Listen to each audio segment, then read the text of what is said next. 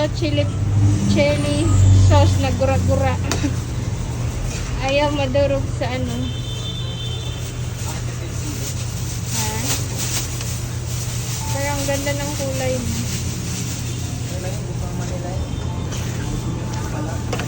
Preserve lang to kasi just in case wag nagmahalan. Bigay lang to ni Manong eh, kaya niluto ko na lang.